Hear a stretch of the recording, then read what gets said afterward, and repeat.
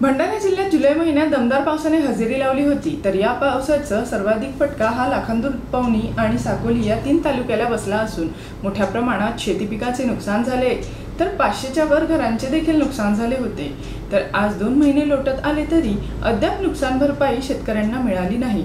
तर दुसरीकडे आगामी विधानसभा निवडणुका पाहता राज्य सरकारने महिला मतदारांना आकर्षित करण्यासाठी मध्य प्रदेश राज्याच्या धर्तीवर 1 जुलैपासून महाराष्ट्रात देखील लाडकी बहीण योजना सुरू केली। तर दुसरीकडे 2 महिने या योजनेला होण्याआधी लाडक्या बहिणीच्या खात्यात 3000 रुपये देखील जमा केले।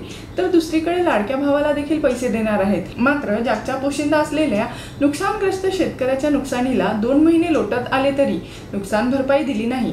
त्यामुळे लाखांदूर तालुक्याच्या करंडला गावातील जयपाल भांडारकर या शेतकऱ्याने सरकारचा लक्ष वेधण्यासाठी शेतात उभे होत हातात फलक घेऊन मुख्यमंत्री साहेब आमच्याकडेही लक्ष द्या अशी हाक लावली आहे।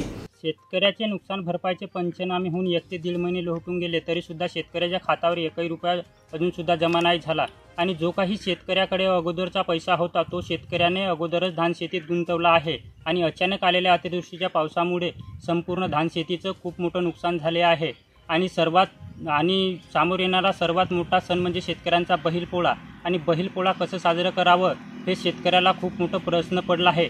तरी महाराष्ट्राचे लाडके मुख्यमंत्री साहेब यांना विनंती आहे की ज्या पद्धतीने तुम्ही लवकरात लवकर लाडक्या बहिणीच्या अकाउंटमध्ये पैसे टाकल्या त्याच पद्धतीने 1-2 दिवसात आम्हा शेतकऱ्याच्या खात्यात पैसे टाकावे, जेणेकरून आम्हा शेतकऱ्यांना बैलपोळा हा सण साजरा करता येईल आणि आमच्या डोक्यावर असलेले कर्जाचे डोंगर कमी करावे अशी महाराष्ट्राचे लाडके मुख्यमंत्री साहेब एकनाथजी शिंदे यांना माझी विनंती आहे। नाहीतर येणाऱ्या निवडणुकीत अशा सरकारचे करायचे काय, खाली डोकं वरतं पाय असं आम्ही संपूर्ण लाखांदूर तालुक्यातील शेतकऱ्यांनी ठरवलं आहे। तरी आमच्या विनंतीला मान देऊन लवकरात लवकर म्हणजे 1 ते 2 दिवसात मुख्यमंत्री साहेब हे आमच्या अकाउंटवर पैसे टाकतील अशी आम्ही सर्व शेतकरी आशा बाळगतो। तर येत्या 2 दिवसात नुकसानग्रस्त शेतकऱ्यांना पैसे दिले नाही तर येत्या विधानसभा निवडणुकीत बहिष्कार घालण्याची तयारी लाखांदूर तालुक्यातील शेतकऱ्यांनी दर्शवली आहे।